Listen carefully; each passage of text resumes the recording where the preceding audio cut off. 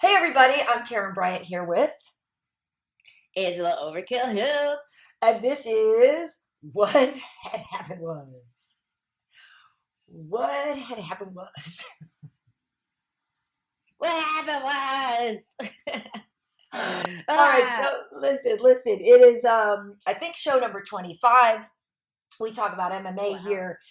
We talk about a lot of other stuff as well. So this week we'll talk about UFC Vegas 32. TJ Dillashaw came back, got a victory. But Angie, we're only also a few weeks out from your fight, so I feel like we also need to keep updating people on your situation. Yeah, my situation is dire. I am in dire need to beat someone's ass. I hate being in fight camp.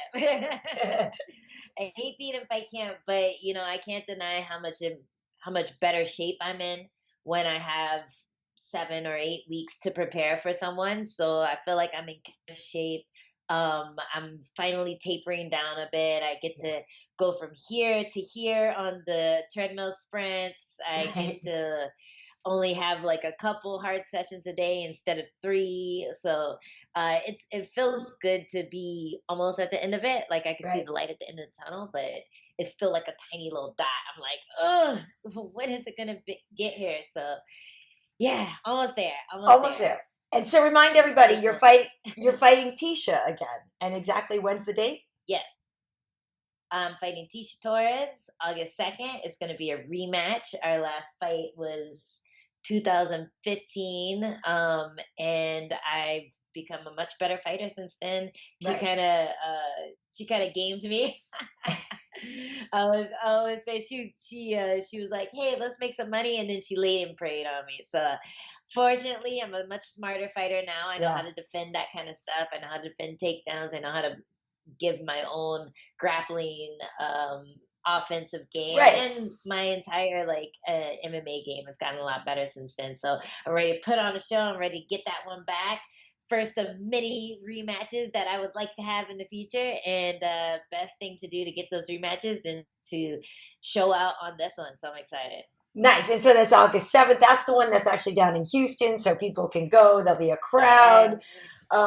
Yeah, so yeah. down there, and Derek Lewis, like you get to be on the same card as Derek Lewis, which is amazing in Houston. Like you can't ask for anything better.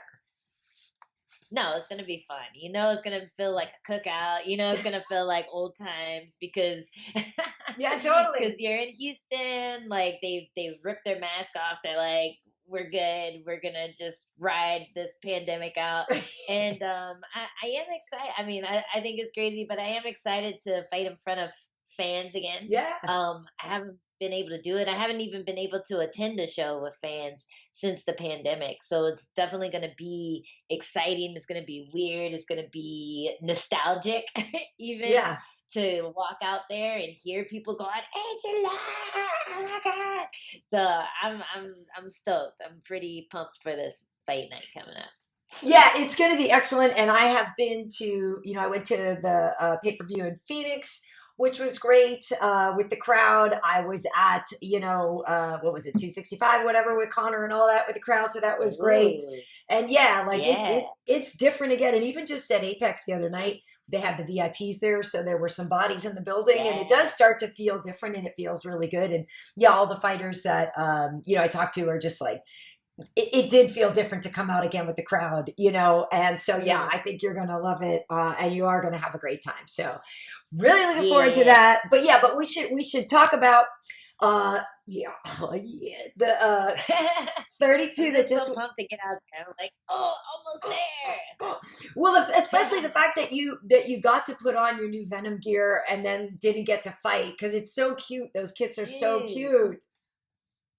I know. I have the worst like blue balls, fighting blue balls from from Reba's pulling out on me right before I got to get in there. Right before you got to let everything So many. go, she just pulled it up. Yeah, she just pulled out of there. I'm like, come on, girl. Can't do that.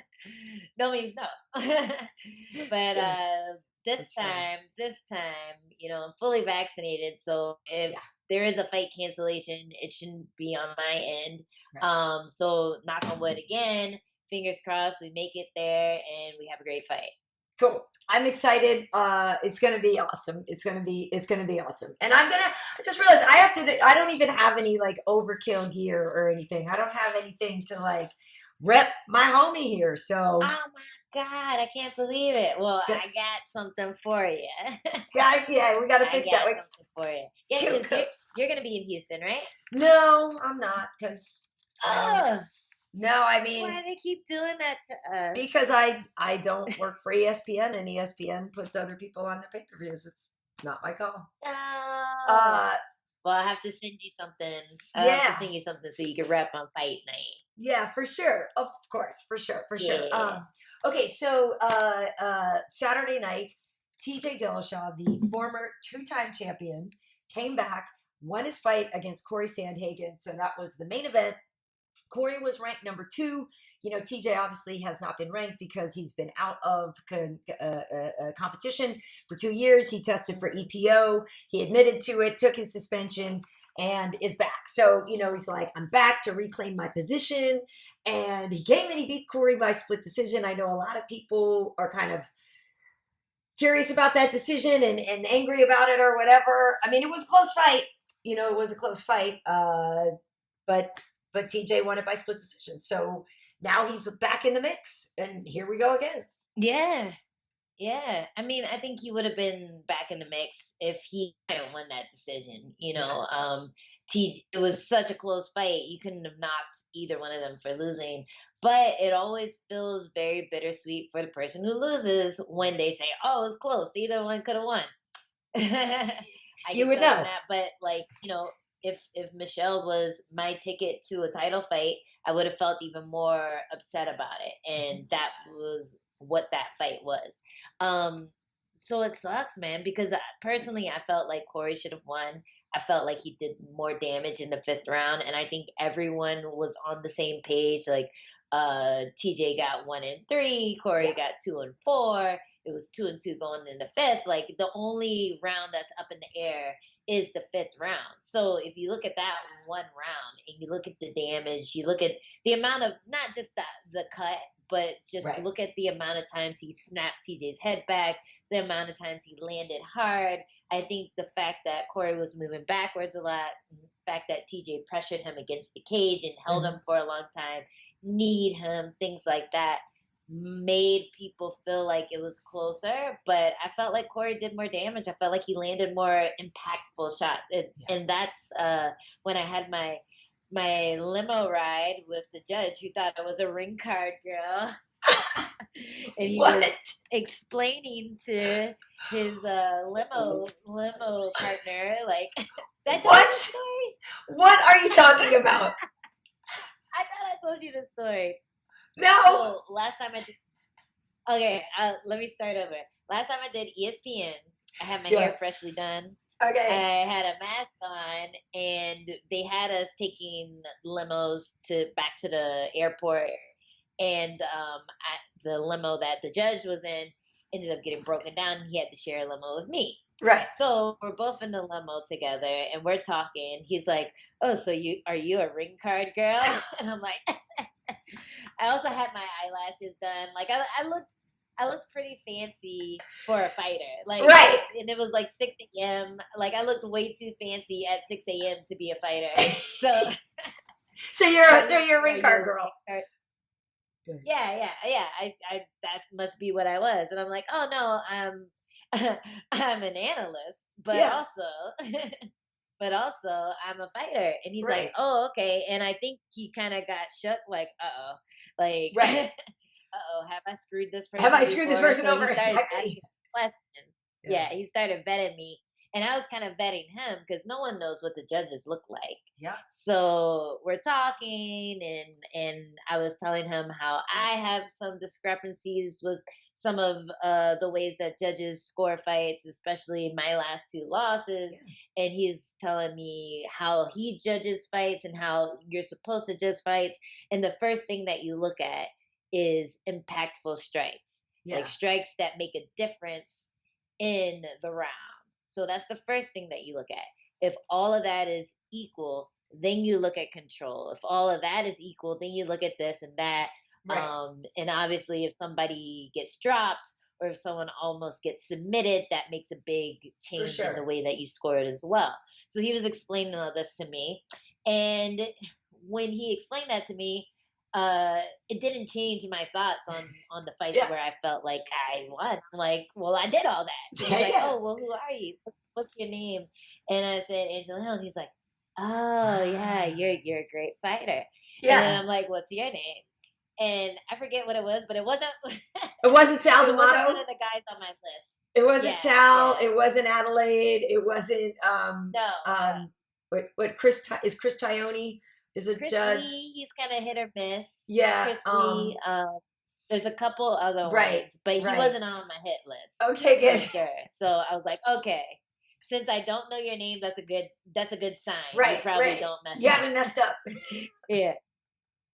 So I think if you look at it that way, the way that the judge explained to me, I feel that Cory should have won that round.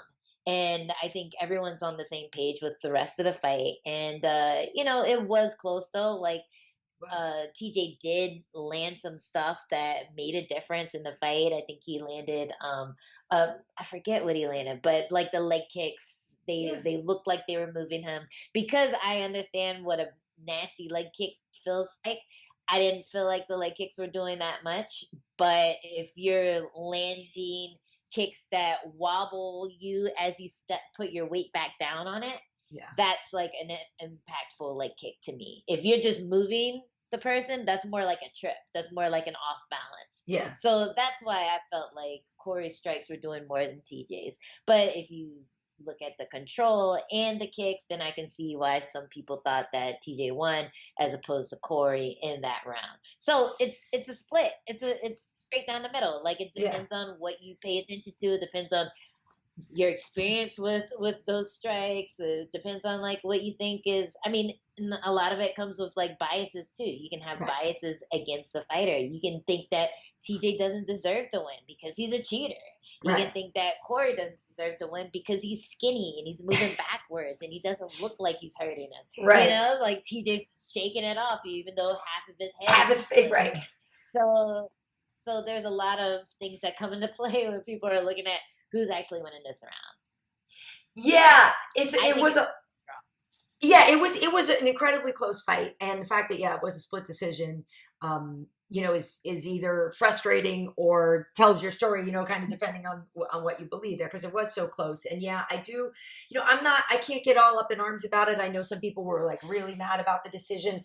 I can't get all freaked out about it because if I'm honest, I actually kind of wanted to see more urgency out of Cory. There was a couple times when I thought, does he really think he's so far ahead or something or what? Like, there was a couple times where I just was like, I really wanted him to be a little bit more urgent, and he wasn't. And maybe that would have made a difference in the fifth round because, I agree, he was doing a lot of things, but there were times, and maybe that's part of his whole overall vibe anyway, which is what is part of his appeal is that, like, he doesn't look like a killer, right? And he's not trash talking, and he's not this and he's not that. But there were times when I was just sort of like, okay, like, why don't you go for it a little bit more here? Just kind of pedal to the metal a little bit more. So I think for me, I wanted a little more urgency out of him.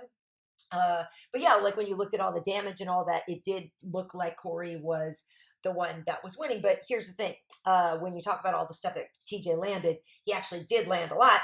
I did an after the facts video because TJ set some records. So he overall now is the 34th UFC fighter to connect with 1,500 total strikes. So that's the thing is like he really does put out a lot of volume there. So that's so being only the 34th fighter to do that means he's in the 98th percentile of UFC fighters. That's how good he is. He really is incredible. And now he's tied with our guy Dominic Cruz for the most wins in the bantamweight division in UFC or WEC history with 13. So, TJ really is good. And it's like you said, I think a lot of what people saw or projected into the story of what was actually playing out in the octagon is really about how they feel about TJ. And so if you think he's a cheater and all this stuff, you don't want him to win. You didn't see him winning and you're mad that he won.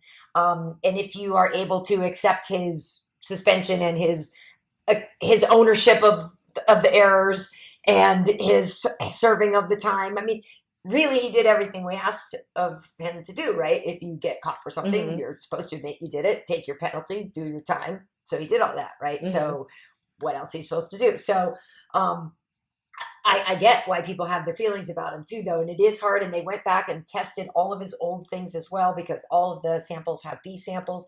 I guess they went back for, I forget the stat that we had at work, the last like 5 years or something, because everybody's going to be like, well, he was probably cheating all along, So they tested all that stuff too. Nothing Uh-huh. came up, but anyway, I guess I'm just saying, like, it was a really, really, really close fight. I think, unfortunately, there were times when Cory, not that he gave it away, but like that's what I'm saying. If he had just done a little bit more, showed a little bit more urgency, maybe that would have swayed the judges. Because I agree, it was really incredibly close going into it, and he did do so much more damage. And I thought he was going to win. Like that's who I did pick to win was Cory. So it's not like Mm-hmm. I was rooting against him. Like I thought he was going to win. Fully expected him to win actually, and was kind of surprised he didn't.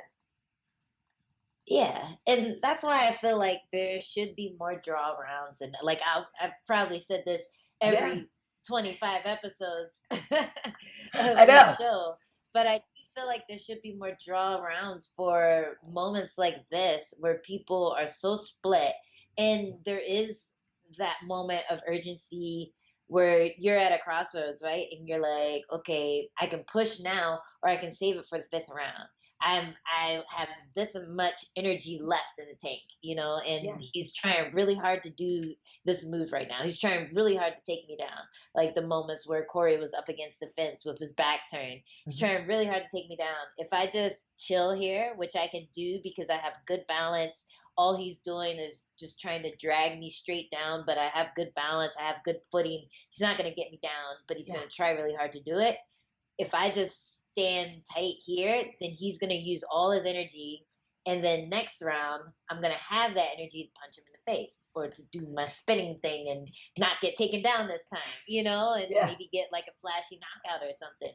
So all of MMA is a chess game, and all these cogs are going in your head. You're trying to just use your energy in the most efficient manner. Mhm. And when it comes down to the fifth round and it's 2-2, and they both go at it, they both empty the gas tank. Like, why reward one person over another? Like, Yeah. both of them did enough to win.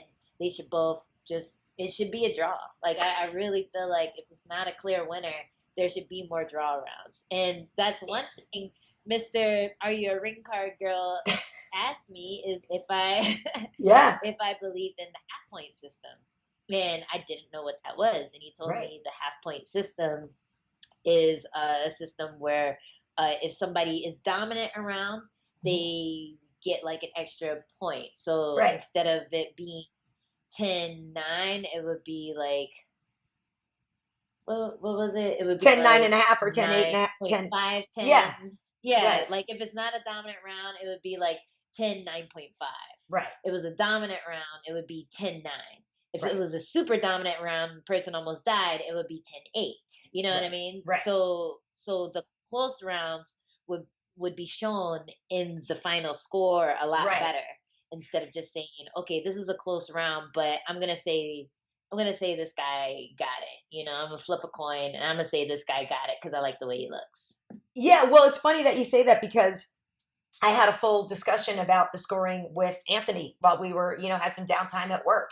And that was the whole thing. Anthony Smith, Matt Lionheart, the sixth ranked light heavyweight in the UFC, who is the main event on I like September. Yeah, he's an awesome guy. Oh my God. He's such a great guy. he's So so chill. yeah, he's so chill. Main event September 18th for him anyway against Ryan Spann. But anyway, we were talking about the judging too. Same thing. Ah. Yeah, yeah. I'm working that night too. It'll be fun. So same thing we were talking about because the whole idea of the scoring is so frustrating because like you just said, there are times when you just really don't know. And we were talking about obviously this fight and not having a specific winner and saying, yeah, it's incredibly close. And that was my thing. I was like, I think the half point system is kind of cool. Like I do think that in the end of it, because it's literally like what happens now is you can't say 9-9, you can't say 10-10, right? And like I actually Mhm. think that we don't really see as many. I don't see like 10-8, I'm glad people are using it more, but I do still think you need to be cautious with a 10-8 round. But I do like the idea that we're seeing it more.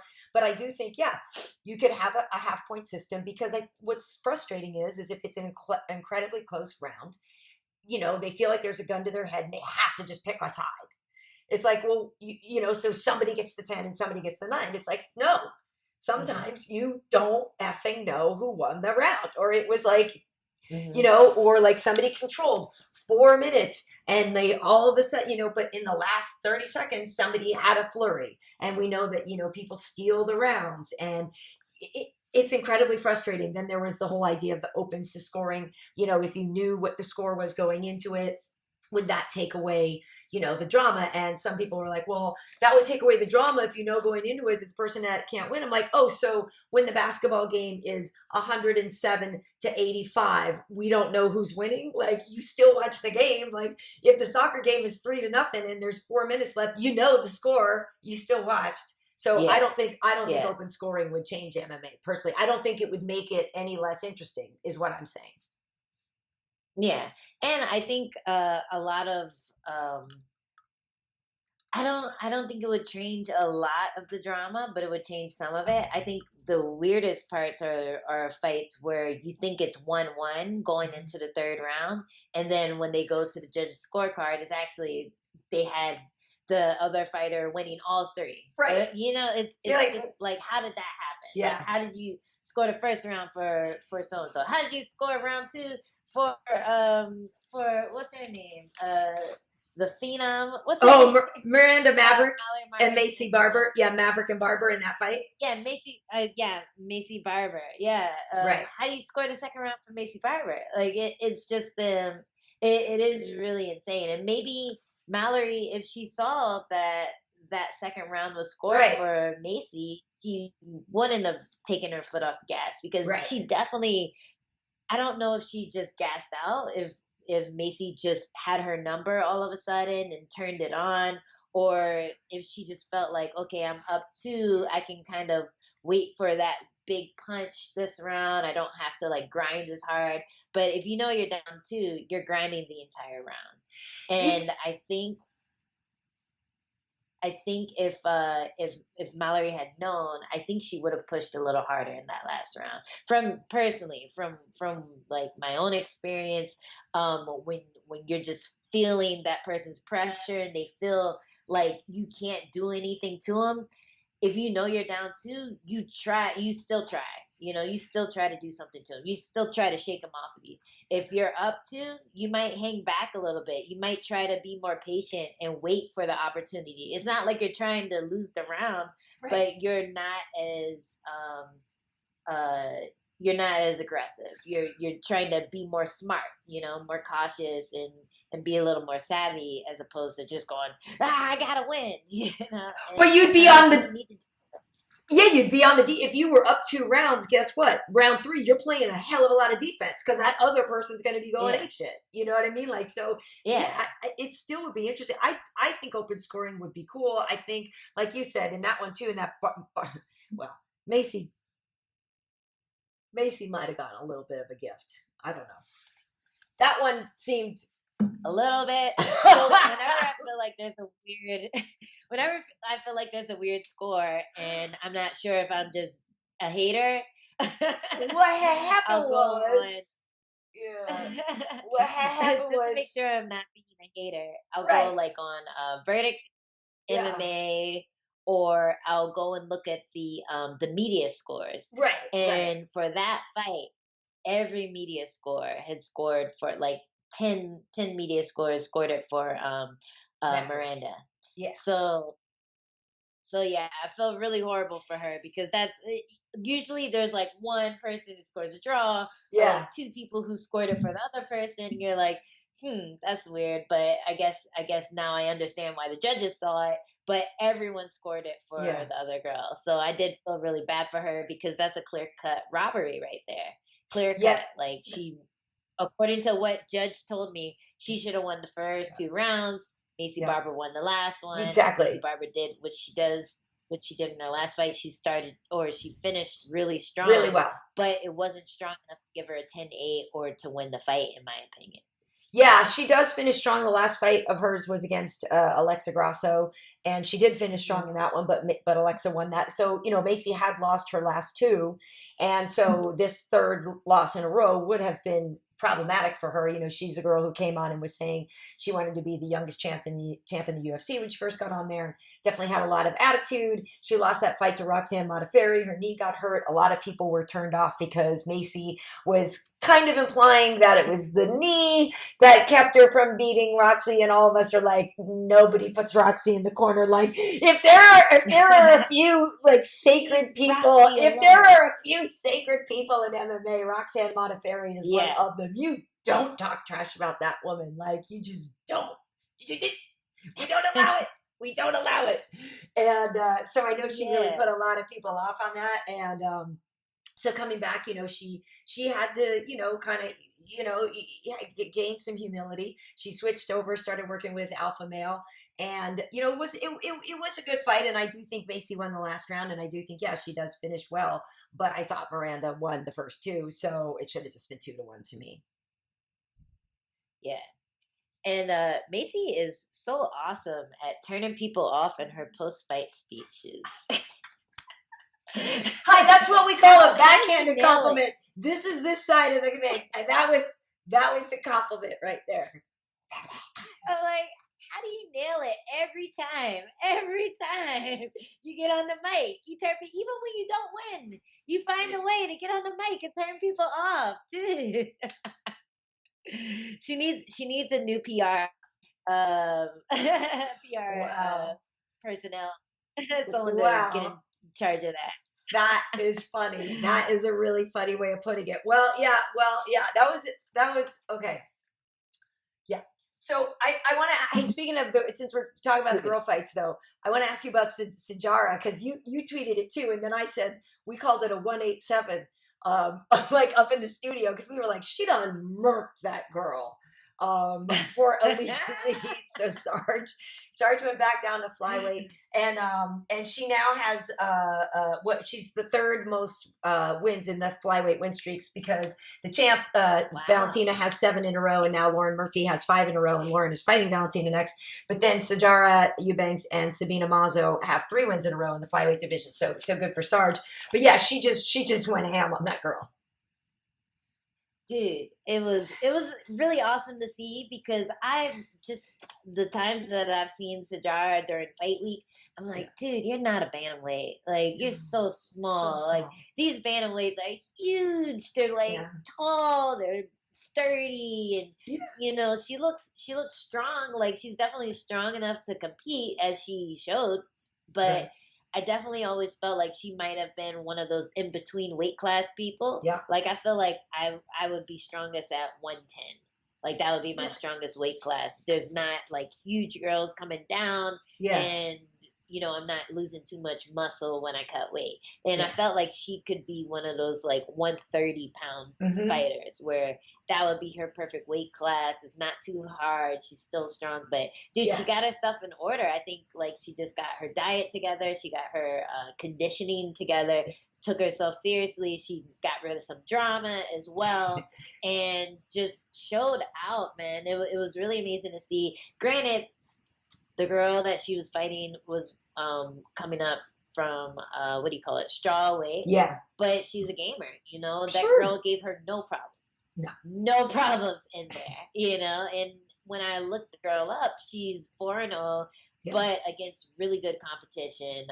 Every fight that she's had, the person has had more experience than her, and she beat them. So I was like, oh man, even though she's a strawweight, this girl might give Sijara problems, especially if the weight cut was hard, if she didn't like rehydrate well, if she's like not feeling as strong at 125 again. But none of that stuff was a problem for her. She went out and did what she was supposed to do. Just finish the fight as quickly as possible. Get out there flawless. She could take a fight next week if she wanted to. So that was amazing.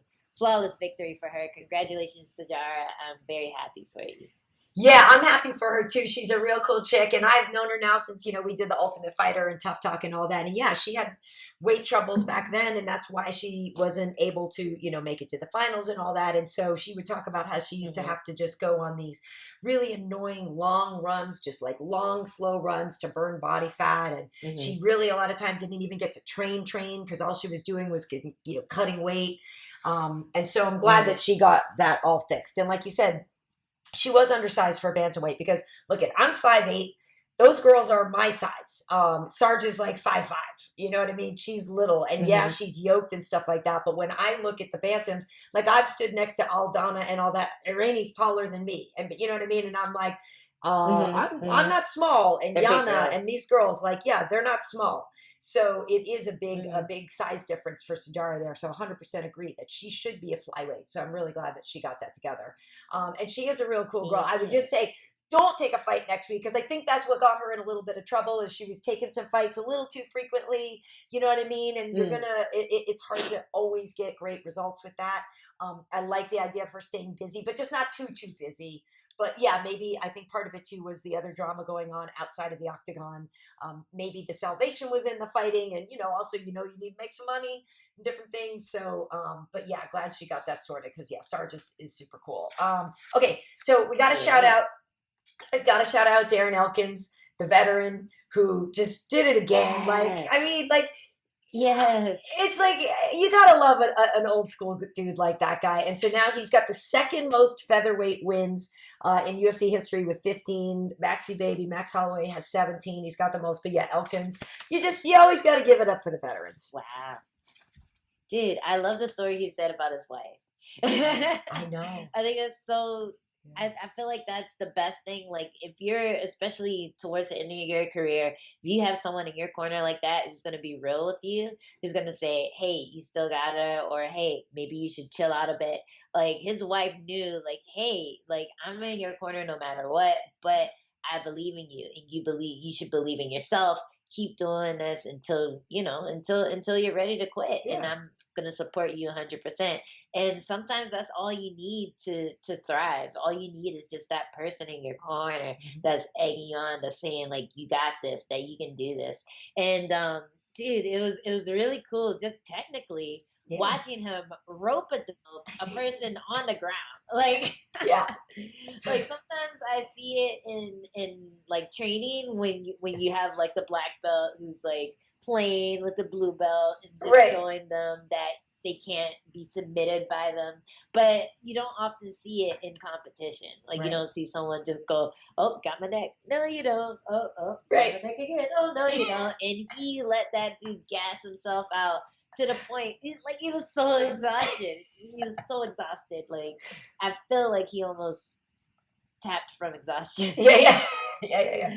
Like, that was really impressive. I was I It, was very happy for Elkins. The damage does it again. Full face of blood after the totally. win. Right on brand. He's amazing. There is. It's so on brand. It's so on brand. It's just perfect. Yeah, yeah. So okay. So the other fight that really got us excited. So Adrian Yanez and Randy Costa. So the thing about them is, yeah, TJ's back and stuff like that, but there are new bantamweight stars coming, right? We know how good that division is, and I was saying this on the air, and these guys have been they kind of started like a social media war. Adrian Yanez, his team Dr Pepper, Randy Costa, his team Reese's, and they were kind of going back and forth on Oh, social media about which one. By which side are you on, by the way, in that? Dr. Pepper sucks. Who likes Dr. Pepper? Do you like Dr. Pepper? I don't like peanut butter, so by default, I like Dr Pepper more. I don't like peanut butter. What? I don't like peanut butter. Ah, dude, I love Reese's, especially Reese's Pieces. I like the Reese's Reese's Pieces Pieces. are bomb. Reese's Pieces are Okay, so okay. you Okay. like Reese's. Yeah, but I forget what it is, if it's Jack Daniels and Dr. Pepper or rum and Dr. Pepper. There's some drink that's actually fantastic. But anyway, I'll take neither of that. But anyway, they started this kind of social media war, and very respectfully, they call each other out type thing. That put together this fight, and we knew it would be a barn burner. it was so entertaining. Randy Costa comes out cracking. His nickname is the Zohan. He's got that look about him. Comes out cracking. Has a great round one. Yanez is, gets tagged a few times, and you're sort of like, wait a minute, because both of these guys have incredible head kick knockouts too. That's kind of why a lot of people wanted to see them fight each other, because both of them have these sick walk-off head kick knockouts that are just beautiful. So the first round was all Randy, and we're like, wow, Yanez is like, he's like, well, what's happening? He needs to wake up. And then round two came out, and he woke up. So he was able to finish Randy, but they're so entertaining and fun. They just both have real nice personalities. It's cool. And I was like, we might see the beginning of a trilogy, because they're not even ranked, and they already put on such a great fight. And it was like, yeah, they even both acknowledged that down the road they'll probably run into each other again. And like, there was just a part of me that was like, oh, cool, like this might be these next generation guys, and just seeing something at the beginning of a rivalry that's respectful, but that could play out to be really, really fun for the fans. I was just like, I like these kids. I was just very happy to see them come out and do such a good job, and it just sort of bodes very well for the future. And how nice is it to like have a drama-free fight end up as a barn burner? Yeah. Like knowing that you don't need to disrespect each other in order for people to sit down and watch a fight. Like Yeah. it's super refreshing. Almost as refreshing as a Dr. Pepper on a hot summer day. That's right. I'd love a sponsor. That's awesome. Yeah, is so awesome. And I think a lot of people were saying it, that bantamweight is the most exciting division right now. Yeah. Like there's so many pillars in that division. They're only signing more. Everyone, people who are coming in from Contender Series, people who fought on Fight Island last year showed out as well. It's just a really division to watch, and you still have that knockout power, you still have that speed, like the flyweights. You get all sorts of different styles, and yeah, man, I totally agree. Like I'd watch that fight again. I watched all these guys, like they all did really crazy stuff. Well, they did. I know. The co-main too, exactly. Well, so Yanez now is on the list. So again, you can look at my after the facts, but the longest active knockout streak. So heavyweight champ Francis Ngannou has 5 in a row, and now with 3 in a row is Yanez, Chris Daukaus, and Tai Tuivasa. So Chris Daukaus is the co-main event. Yeah, Chris Daukaus is the co-main event this coming weekend. We know Tai just won his fight the other day, and I actually saw Francis on Friday when I was showing up for work at the Apex. He was over there, and he's such a nice guy, and we were talking about like how we got to make UFC Africa happen and how cool that would be. And like he said, Francis is such a lovely man, like what just a gentle giant, like just such a wonderful guy. But yeah, so I know. But yeah, you're right. So the bantamweights, you're right. So in the co-main event, it was Kyler Phillips and Raulian Paiva. So Raulian was coming up from flyweight, and he won his last 2 in a row at flyweight, but he comes up to bantamweight to take the short notice fight against Kyler, who is so entertaining, the Matrix. He was 3-0, in the UFC. But he's so entertaining. Same, like you said, like all these guys coming in with different styles, and he's so flashy and entertaining. Like we were thinking sometimes, like, in this case, Raulian stuck to the basics, and the basics kind of beat the flashy stuff. But the flashy stuff is really entertaining. And again, like if Raulian Paiva stays up at 35, that's great. Kyler is very entertaining there. A lot of really good talent. Yeah, I always whenever I hear that, I always think of that. What was it? Was it a Nas energy drink commercial or something? What? Where you have the 2 guys in the ring, and this guy with a red mohawk is doing all these flips and stuff, and he has them. Oh yeah, it was. Yeah, and then the like other guy is just jacked, and he goes punch and knocks him out. Right. So I always think of that when people say that. But Kyler Phillips, I think the best part about his style is that he doesn't overthink. He just goes, he feels, he's always in the moment. And when you talk to athletes about being in that flow state, I feel like he's a great example of that. Like that last combination that he threw in the first round, where he threw like a spinning heel kick, posted and then threw an elbow right afterwards. Like it was such a beautiful combination. And Yeah. like, he's never done that particular Right. combination on the pads. It's literally like kick, what's here? Oh, elbow. And Oh, it just yeah. flowed together so nicely, like he practices it every day. And it's really nice to watch. And obviously didn't work for him this time. But a lot of people were arguing that that should have been a 10-8 round because Yes. he hurt Paiva so many times in that round. There really wasn't any offense from the other end. I think one judge gave it a 10-8, and I feel like that should have been a draw. Like I think it was a clear cut 10-8, then 10-9, 10-9 on the other Yeah. side. But it was an amazing fight, and neither fighter was out of it at any point. Well, I thought Paiva was almost out of it Yeah. Almost. at the Almost. end of the first round, but he came back so strong and was still in the fight. Kyler Phillips tried to fight him off, but was just a little bit behind each round, Yeah. second and third. But it was so entertaining to watch. And before the main event, I was like, that's definitely going to be fight of the night. After the main Right. event, I wasn't sure, but I'm happy they still got it. Yeah. Or did they get it? They got it, right? Wait, I forget. No, it was. No, I think that's right. I think that's right. Wait, I have to look. I'd have to look at my post. I don't remember. Oh no, there were too many good fights that night. There were a lot of finishes, a lot Yeah, of crazy back and they forth might not. fights. I don't remember But now. That's funny. I have to. I don't remember it. I'd have to look at my thing. That's funny. I'm Sorry gonna look about it up that. real quick. But Um. that fight was awesome. I was actually driving back home from a sparring session and watching it on my phone. And I was trying to explain to Adam, who was driving. I wasn't driving and watching, Yeah. but Yeah. I was Yeah. trying to Yeah. explain to Adam what was happening, and he was just so confused. He's like, "What? How? Yeah. Well, it's funny How too did he because do that? I how don't did he do know. this? It's Well, just gonna happen." it's like you said at the beginning because I even said it on the show. They Um. did. They They did. did. Sorry. Who did? Yeah, they got fight of the night. It was them, right? Yeah. So because I was saying like your thing too about that old Nas commercial, because I said on the air, I said it's like from Indiana Jones when the guy comes out, the first Indiana Jones Yes. has got the knife and he shoots him, and then Indy just shoots him.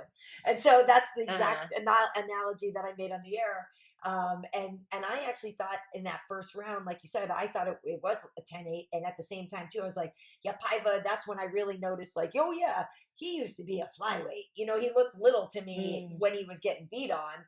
And then, though, Mm-hmm. he was able to withstand it all and hang in there. And I think Kyler got tired, you know, and Yeah. Paiva was able to do it. But, you know, yeah, it is that whole idea of the fundamentals. And, you know, I do think that while Michelle Pereira does stuff just to do it, I do think Kyler's flash does still have more intention and actually is more Mm-hmm. effective still. I don't think it's flash for flash Yeah. sake.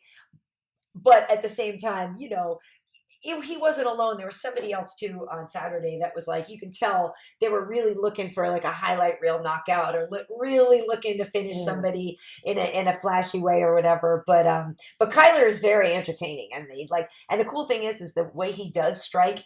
Then then you find out he was on a jiu-jitsu mat from the age of 3 or something like that. Like, so the kid Mm. is great, and you know. I'm really looking forward to see her. And I forget he was ranked number like 12 or something coming into this one. And Oh, so, okay. yeah, no, Kyler was already ranked, number 14. And Paiva was the number 12 flyweight. So, you know, I don't know what'll happen now that he came up Okay. in weight or whatever. But yeah. Anyway, it was a very, I thought an entertaining fight night. Very entertaining. Yeah, it's one of those sleeper cards. I was watching it. I was watching some of the prelims. I'm like, man, like everyone's getting finished. Like it's always these cards that no Yeah. one's seeing commercials for every 2 seconds that end up showing out. I know. Everyone's getting a knockout. Everyone's trying to get the fight of the night bonus. It was really good card. Really good Yeah, card. it was. It was. Hey, so question for you though, getting back to like your training stuff. Um, so you're 2 weeks out then, right? Yes, 2 weeks out from as of last Saturday. Okay. So, because I don't know if people understand, like, when you guys are winding your camps down, like, when do you start to, like, focus only on, because you kind of want to give yourself a little bit of recovery time, right? So, like, what will you Mhm. do? When's the last time you're going to spar and all that? Because, like, I don't know, and I don't know if it's different for the women or whatever, but sometimes I feel like, people don't quite understand, like, how the end of a camp works and how you Yeah. stay peaked but like rest at the same time. Like, what do you do? It's different for everyone. Some people spar fight week, which I think is really stupid. There's a lot of money on the line. You don't want to, you don't want to Yeah. get cut or have a concussion right before you walk out there. But sometimes people's nerves are so crazy that they at least have to get like hit or hit back a little bit before they walk out there. Yeah. For me, I used to spar the Friday before I fought. Mhm. Now, or the week before I Right. fought, Right. rather. So not Now weigh-in day, sometimes I obviously, like the to week take, before. Yeah. yeah, I have a whole week to recover if anything weird happens. But I think that's still a little unsafe because there's the possibility of cuts and there's the possibility of concussions. You can get cut doing anything. Unfortunately, Wilson Hayes, he was about to fight on Cage Warriors, the card coming up this Sunday, but he got cut teaching a private lesson. So he Oh, wasn't even jeez. sparring. He wasn't doing anything crazy. He was teaching a blue belt. Right. Yeah. Well, there and you go. there you go.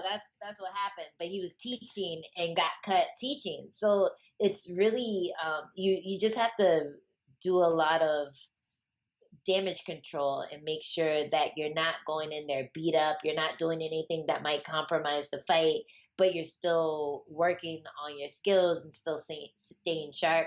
So sometimes we'll, instead of straight up sparring where there's a little too much chaos, Yeah. there'll be controlled sparring, controlled rounds where you're doing a certain position. You're only trying to get off the fence. You're working Hmm. on things that you have an idea your opponent is going to do. You're trying to get up from bottom. You're trying to take someone down.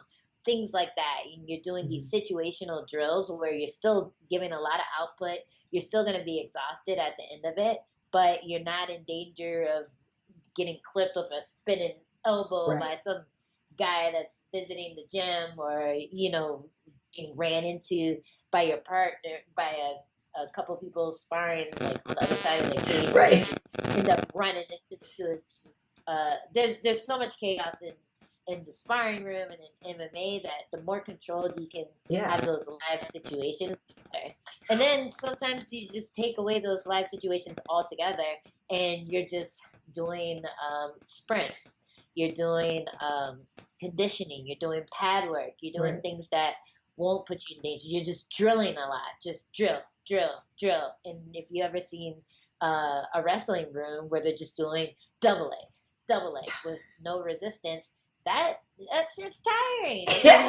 You're still gonna get exhausted, and there's no chaos. There's no arms or elbows or knees flailing Yeah. around that might like hurt you or do something weird or hurt your knee or anything like that, and you can get to fight week safely. Well, because I asked you because, the story is that TJ didn't spar at all in this camp. So when he came to the Mm. show after, he was explaining to us all the things that happened to him. Not only in the fight, because he popped his knee there, and so he was fighting on a knee that was messed up, but so he was talking to us about that cut, and it actually had opened up before in camp. That's one of the times they had to like push the fight back because of the cut, and then it Mm. opened up again, and but like he had all these things that were wrong with him, but wanted to come off the suspension, wanted to fight, didn't want to have to postpone it and all this. So he said, yeah, he didn't spar for the whole camp. And we did learn, in the past, what Max Holloway had stopped sparring as much, right, too, and had done, I Mm-hmm. think, a camp, right, without sparring. And it is just really interesting because obviously TJ had good results, but he still did get cut. And, we know that happened to him. And he said, yeah, he's like, I have so much scar tissue in here. It just Mm-hmm. cracks, open so fast. And we were talking about how, the story was that Nick Diaz had like tried to get rid of some of that, right? And like change the bone structure or whatever to not cut so much, but it's scar tissue. I don't know if that's true. But just that whole idea that, yeah, like sometimes, that you can cut so easily. But I think that was interesting that he didn't spar the whole time and was still, obviously able to come in and put on a great performance because, yeah, like you said, all kinds of random things can happen. We know, Jessica, that time Penny rolled her ankle, like warming up and stuff like that. Like the day of, like you just never know. And it wasn't me. All right, it was me, but it wasn't. They're like, they blamed it on you. Didn't you? No, I thought it was. I didn't know who it was, but I didn't think it was you. I thought she was with one of the coaches or whatever. But yeah, I'm just saying, like, it is interesting to I guess have that confidence. And obviously, you guys have done this long enough, and TJ's done it long enough to not necessarily need to spar, but like to recreate those moments without putting yourself in danger. I would imagine is very important and tricky. Mm-hmm. Yeah. And you can still get hurt. Like I'm sure TJ got his cut reopened, not sparring. He could have been shooting hard on someone and hit like one of their limbs, or even if he hit the cage wall, if he's training on like with a fence, if you hit the cage wall, that can split you open too. There's so many different ways to get hurt. Is it like how they have those 100 or 1,000 ways to die, like that? Yes. Like a stupid coffee table book. Yeah, they can do that with MMA, 1,000 ways to get injured, because it can be the most random stuff. Which sucks flipping too. Tires, and if you didn't see that someone was flipping tires next to you and the tire falls on you. Right. Yeah, no, I've heard of people, getting like knee injuries, because they get like basically clipped from out of nowhere. Like you said, you're just standing there and like, or somebody trips and you get pushed over. I think that's how it happened to Rashad. Like someone tripped and like he fell into something and like, Yeah. My first black eye wasn't from Muay Thai, even though I started with Muay Thai. I've been doing Muay Thai for like 3 years. Yeah. My first black eye was in jiu-jitsu class. From the guy next to me who was rolling, his heel came flying, boop, right into my eye when I was like playing on my back. So, yeah, it's so many random things. Do you remember your first black guy?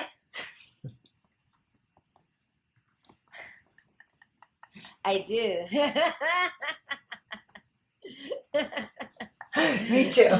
We don't talk about that guy. Me too.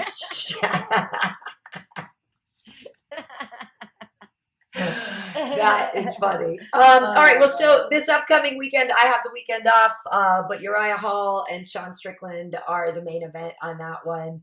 That's an interesting one. Middleweight division is kind of like open right now, right? Israel is the master. He's won 10 in a row. He's the king. But Brendan Allen, actually, who was in action in the featured prelim with the win over Puna Soriano, now actually has the second longest win streak in the middleweight division with 5 wins. So Brendan Allen is actually, he's coming up. He's on the come up there. But yeah, so middleweight is actually sort of open right now, right? Like that's the division. It seems like you could make some waves. Gastelum and Cannonier are fighting next month.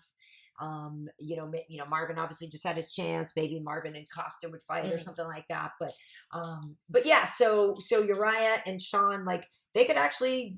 There's an impact. I forget what Uriah's ranked right now, but he's getting up there. So that could be entertaining. They're both good strikers. I think they might have even kind of talked a little smack to each other a little, right? Or oh, really? I'm not sure. I didn't hear, but I'm sure because I think Strickland's been on the other side of a lot of drama. Yeah, well, and they're both kind of local here too. Sometimes, yeah. Strickland, I think gets into some of it. Yeah, so I wouldn't be surprised for sure. But that should be an awesome fight. Yeah, that will be entertaining. Okay, so and when's the last time you can have what's your last big ass meal before you have to really cut it out? Monday night I get something. Actually no, I don't like to do anything after Sunday because I want to flush all out. So I might have a big old steak on Sunday night, steak and potatoes. Yeah. Then start tapering down the carbs, and then once I get to Houston, I just do the sad food that they give us. Trifecta, yeah, the trifecta. Yeah. The trifecta is just like an egg and some chimichurri sauce, and then you get a piece of salmon and some chimichurri sauce. Right. But it definitely sounds tastier than it is. It's just, a block. It's this. I just remember years ago, like a picture of you like this, and you had an avocado, but you had them slice it really nicely or something. And like Adam was across the table with like pancakes and eggs or something like that. And you had an avocado, but you made it look really pretty and appetizing, or like it was, I was like, poor kid. Yeah, you have to savor every bite. So I'll take one slice of the avocado and cut it in fours, and then I'll go. It takes me twice as long as Adam does.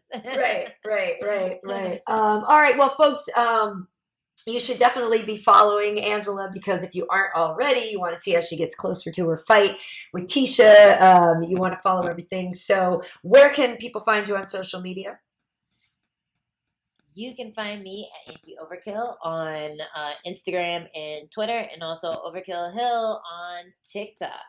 All right. And for me, over on Twitter, I'm Karyn Bryant, Karyn. Bryant as in Kobe, no relation, but may he rest in peace. On Instagram, I am KB Heat. You can see this on the channel here on YouTube. Now, it's a little funky. So you should be able to go to YouTube/Karyn Bryant. But there's been some weird things going on with these vanity names. And so, like, you go there and it says no videos, but then when you click on my name, then they all come up. It's very strange. But, so I got to get that remedied. But you can find this on YouTube, obviously. You can also find the show on Angela's IGTV. We're also on Spotify, Apple Podcasts, and iHeartRadio. So, tell your friends about it. Let ESPN know, that we should just be on the air over there as well. Or on Fight Pass or something, because, there are some of these networks that have their problems and they don't have enough, let's just say, women of color on their airwaves. And we know a couple of us. Couple that would be more than happy to help pull them that out. card, Karyn. Pull that card. I'm just saying. It's not a fact that's been extremely well documented. It is. They're not watching this right now anyway, Angela. I'm not even worried about it. But it's extremely well documented. Anyway, thank you guys so much for tuning into this. And Angie, keep your hands up. Keep your dog safe. Keep whatever you need here to get to camp, to get to this fight. I don't want anything bad to happen. Yes. Only thing bad that's going to happen is Tisha's face. And on that, we will say goodbye, folks. Thanks for tuning in. See ya. Bye.